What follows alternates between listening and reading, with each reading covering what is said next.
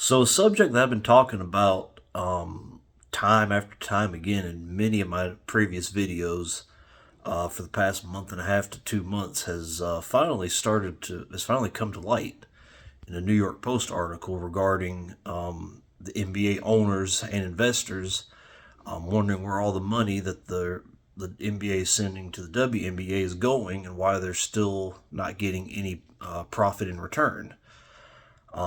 Normally, this is the point where I would make a big "I told you so" proclamation. I mean, I do have an ego, but at the end of the day, when James Dolan of all people is the one behind the scenes, really pushing this and trying to figure out what's going on, James Dolan of all people, you kind of realize you've not exactly discovered cold fusion.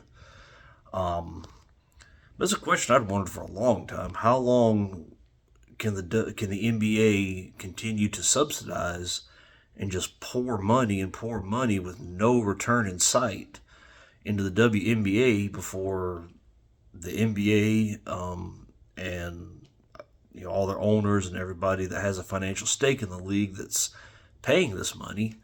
How long until they finally say enough's enough? What's going on? And I guess that's how it starts. You have to start by saying, okay, what's going on? What are the exact financials? What are we doing? And from there, at what point do they say, why are we doing this? They have an ace up their sleeve now. The WNBA does, that is. And that ace is called Caitlin Clark. For the first time in a long time, they can actually see profit on the horizon so long as they don't absolutely destroy themselves by having some sort of labor stoppage and ending this amazing momentum they've had for the first time in their existence of 27 going on 28 years now.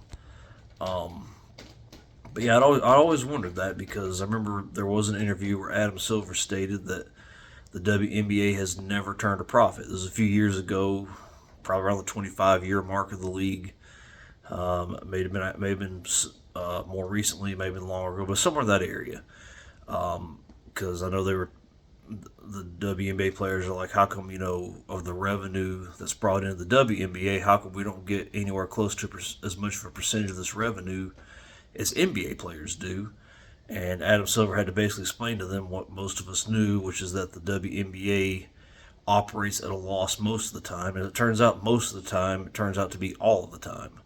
In all of their years, he said they've never turned a profit, and they average $10 million a year in losses, which the NBA covers because they're subsidizing. And this article is really eye-opening in a number of ways, and it kind of makes you wonder, if some of the things that I've talked about in the past are going to happen. If they're finally going to have to go to the WNBA and their players, and their owners and the commentators and all the media people and say, look, we got to cut down all this Caitlin Clark hate because we have a chance to actually turn a profit because people are going to start getting, or the people are starting to get uneasy. Because I had a feeling they'd probably get uneasy now with Caitlin Clark there and with the attendance she brings in and with the viewership she brings in, they can actually be profitable with her. And we saw that with the new media rights deal. They're going to be making about $100 million more per year. Looks like they're going to lose about $40 million this year. It was projected to be $50 million for a long time, so I guess it turned out to be a little bit better than they thought, but $40 million loss is still pretty bad, especially for just 5 months, 4 months, 5 months, whatever it is. I guess 5 months counting the playoffs. You just got to do better than that. Otherwise, normally, that's like I said. Normally, a league like that would have been dead on arrival after a year or two of not showing, unless they started to really show some growth. Even the most patient investors would have said no. But the fact they're being subsidized by the NBA has allowed them to just go on and on and on all these years, losing all this money. And I guess there's really not much anybody can say because they showed no sign in sight before Caitlin Clark arrived of turning any kind of profit. They're stuck at 12 teams forever. They just cannot expand. They're finally expanding. Looks like I think it's next year the Golden State Valkyries are going to come in, and then I think Toronto's got a team that's going to be coming in like 2 or 3 years. And And of course, those owners have to pay expansion fees, which are not going to the NBA according to this article, and the NBA owners are a little curious about that as well. And by a little curious, they want direct answers from Adam Silver, the NBA commissioner, led by James Dolan, and a lot of people who are very happy that James Dolan is doing this. He wants to. They want to know when are we going to start seeing some sort of return on, this money that we've invested into that's gone into the WNBA. And that's something I just wondered forever. I'm thinking you can't just keep, I mean, as much as you're trying to push a political agenda, as much as you're trying to, use them as basically a political arm for some of the stuff you want to go forward with, how long can you keep subsidizing a league to the tune of $10 million a year over nearly 3 decades? So they've poured at least $250 million into this since 1996 when it was announced and everything started getting underway for the inaugural 1997 season. At what point do they just say, why are we doing this? Why are we just burning money every year? And now that they're starting to make some profit now with this incredible supernova named Caitlin Clark, and the new eyeballs being brought in, the arenas being sold out when she comes to town, the big arenas, that is, the big arenas where the NBA teams play, with them being sold out every time she comes to town, with her drawing 1 million viewers easily when it's not on NBA League Pass. Drawing millions of viewers, drawing 1 million viewers on Ion TV. Close to $2 million every time she's on network TV, and the playoffs, of course. On an NFL Sunday, she drew 1.5 million, and then 2.5 million, or 1.8 million on the Sunday. Then the second game where they got eliminated in Game 2, which makes you wonder why they only have a 3-game series to start with when you have a 12-team league where 8 teams make the playoffs. That's another thing I talked about. I mean, the league is not in good shape to have been given so much money over such a long period of time. I mean, there's still 12 teams.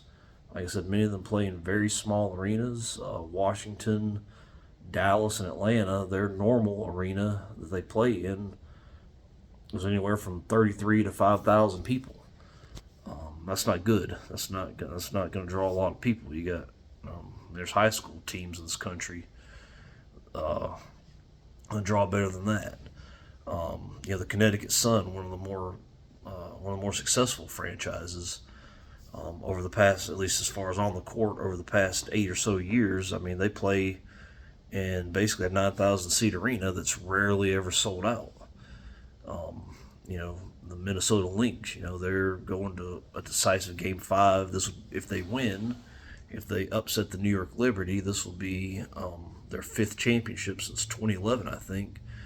And they play the Target Center where the Minnesota Timberwolves play, but they almost always have to curtain off the entire top section and play in front of 8,000 people, even in the playoffs. They're having to curtain off the top section, only open up 8,000 seats. Even those weren't sold out until the finals. Like I said, it's just not, the league's not doing good. The Las Vegas Aces have their own 10,000 seat arena, and the fact they continuously sell out 10,000 seats shows you, I mean, they're kind of one of the more model franchises. And that's with, that's considering the fact they went to the big arena where the Las Vegas Golden Knights play, the NHL team. Stanley Cup champions a couple years ago. They were able to go there when Caitlin Clark came to town. So it just shows you there's more potential in the town than what they have. Even the New York Liberty, which probably has the biggest fan base outside of now Indiana with Caitlin Clark, they average about 12,000 a game, which is good, but still, I mean, they're not selling out the Barclays Center, which is not a good thing. Hang on a second here. Say hi, Lily. Hey, Lily, you want to make an appearance in my video? You want to make an appearance in my video? Yeah, there you go. A little off course there, but it's just all that money dumped into it, and this is only where they're at. like I said, there appears to be on the horizon a lot of hope with Caitlin Clark. Looks like they got some exciting new rookies coming in the next year or so, and Paige Beckers and Juju Watkins. But I mean, they really need to start making some noise and start making some noise now if they really want to, avoid something bad. Because if the investors get to where they don't want to invest anymore and they're tired of losing money, like I said, it's capitalism. Capitalists don't like burning money. Socialists don't like burning money either. That's why they created their system. But that's another story for another day. Nobody wants to just burn their money, and just again, that's where it makes you wonder if they're going to do some of the things like I mentioned in my previous videos and pull the WNBA players in and say, look, we have got to make a profit. We have got to make ourselves likable. We have got to definitely stop making ourselves as intentionally unlikable as possible. All this activism has gotten us nowhere. And, he's, the natives are getting restless, so to speak. The people that pay the bills, that keep you guys afloat, are getting restless. And, we're starting to have our own issues. We're not bringing in the viewership that we have in the past. We're not bringing in the money we used to in the past. Once LeBron retires, we're going to be losing a lot more money. Well, no, they're not going to lose money, but they're going to be not making as much money and continuing the downward spiral as far as their revenue. Obviously, they still make a lot of money, so they have a ways to go for that hit the panic button. But they can see the trends, they can see the writing on the wall, and if it gets to the point where they feel like they need to start cutting expenses, guess who's probably going to be first on the chopping block, or one of the first items on the chopping block? They might get rid of the G League before they get rid of the WNBA, but it's hard to say. But it's crucial now, and apparently on November the 1st, the WNBA players will have the option of opting out of their CBA and demanding higher salaries, which will inhibit any profits they'll make in the future if they have to be paid more, which again is capitalism 101. You have to make revenue in order to earn revenue. Like I said, for the rest of us, we have to consciously in our jobs be thinking about how does this affect the company's bottom line? How does this affect the center we work at's bottom line in conjunction with the rest of the company's bottom line? Because if we can't make a profit, they can't hire more help. We're going to stay even more short-staffed than normal. They might have to cut some jobs. I've not been to that point yet, but we've luckily the place I work's done pretty well enough to definitely stay afloat, and actually some of our stuff gets sent to other centers, which makes us mad. So I can kind of understand I definitely understand where the NBA owners are coming from, because their investments is not getting the return it used to, and now they have questions, especially when it comes to the WNBA. They're like, okay, why are they not turning a huge profit with all the eyes and all this attention on Caitlin Clark? Why does the league hate her? Why is a huge percentage of all technical fouls called in the league were things done to her? Why is she being hip checked? Why is she being whacked in the head, clotheslined across the head? Why is she being basically tackled by Diamond Shields? Why is she having a fake eye, fingernail poked in her eye? Why are all these players, blaming her fans for racism? Why is she being blamed for not doing enough to stop us racist from being racist, supposedly? It's just, at what point do you say, look, all this ends, and if it doesn't end, then, have fun playing overseas, because there will be no American League for you to come to. Have fun playing in Turkey, have fun playing in China, and you better hope that another virus doesn't break out while you're there and trap you there. Have fun playing in Russia, and make sure you leave all your cannabis at home, or cannabis oil, vaping oil, or you will end up in gulag, putting in gulag for 9 years for having a tiny amount of cannabis oil. Yeah, the U.S. doesn't look so bad, does it? So, and if the players do opt out, I mean, it's just such a horrible look. But if they did opt out, now the NBA, here's what I do. The WNBA, the women's players have this unrivaled league coming up. It's going to start in January. It's a 3-on-3 league. They're going to have 30 players. I guess 10 teams of 3 players. I can do that math. What do you know? And but they've only announced 26 of the players. There's still 4 to be announced. They said they were going to announce all 30. They got a big TV deal. The investors are who's who, it seems like. I mean, reading off who's investing into this is crazy. But there's still 4 spots left to be available. And obviously, Caitlin Clark has, to this point, said no. I mean, she needs this time to rest. She doesn't need to be playing any kind of competitive ball, 3-on-3. I mean, I don't know how much success that's going to have. But if they can't get Caitlin Clark, that league is going to have one season if they even make it to the end of that season. It just kind of makes you wonder. But if I'm the NBA or the WNBA or whoever's in charge of this, and if they opt out, I'm gonna say, okay, we'll negotiate this after your little unrivaled 3x3 league goes, and if they don't get Caitlin Clark, when that league fails miserably, that's why I'm calling them back to the table and saying, all right, how much do you guys want us now? How much do you want to have us subsidizing you and having us in your corner? How much do you want to try to go it on your own now? Because you guys have proven you cannot govern yourselves as a whole. Everything, even with our just crazy handouts, you still can't turn a profit, and you still spend, almost 30 years operating at $10 million a year loss. You still never turned a profit, even with this year, thanks to chartered flights, which you don't deserve, but you got anyways. Now you're going to lose $40 million this year when you should have gained money. And it just, like I said, they're starting to ask questions behind the scene. That's the start. That's how it starts. These people with a lot of money who invest, they want to know where their money's going and what's going on, and they're not happy with what they consider a lack of transparency.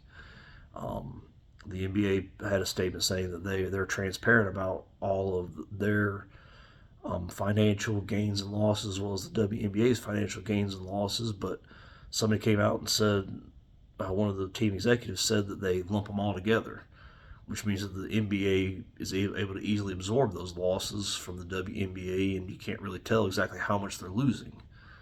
And so their day of reckoning might be coming a little bit sooner than I thought. But I had a feeling this was coming. I mean, like I said, it's just basic financials 101. This is coming from somebody that's never been in any kind of position of handling money or making budgetary decisions outside of my own household in my life, and I'm 40. And even I could see that. I'm like, why are they okay with just wasting money every year? And it turns out they're not. And now they're really being pressed behind the scenes. And like I said, this might be a big wake up call. It'll be interesting to see how the WNBA players handle this. I bet you initially they're going to come out and say, "Can you believe this? We already have this big pay gap, and now they're not wanting to pay us even less." And it's like, you don't understand. If it's based off of revenue, and if they truly base it off of revenue, you'd have to pay to play. You'd have to pay to help offset the losses. So be happy with your $76,000 a year that the majority of us don't come close to making, even though we work all 12 months of the year and actually have to help take part in a company turning a profit. Yes, capitalism is brutal. It's cold-hearted, but it's the truth. And like I said, turning a profit is not optional, even in socialist countries. Socialism sounds good on paper, but the people up top always, no matter what the system is, the people up top always have to make money, or it's not gonna go well.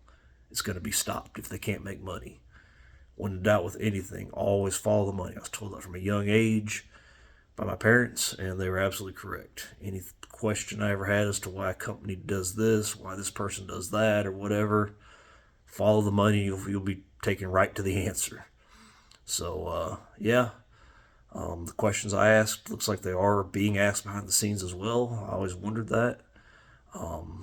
The NBA and Adam Silver have not given an official comment, and I'm sure when they do, it'll be a very PR comment that's not going to reveal the truth of it. But even they have to be saying, guys, really, or ladies, really, it's time to cut the jealousy, cut the hate, and ride Caitlyn's coattails if you want to continue to exist.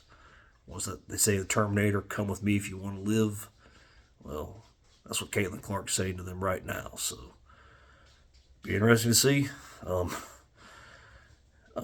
know I called it, but like I said, when James Dolan's the front runner, you're pretty much calling out the obvious. So, congratulations to me for calling out the obvious, and thanks again to everybody that's watching these videos and subscribing now.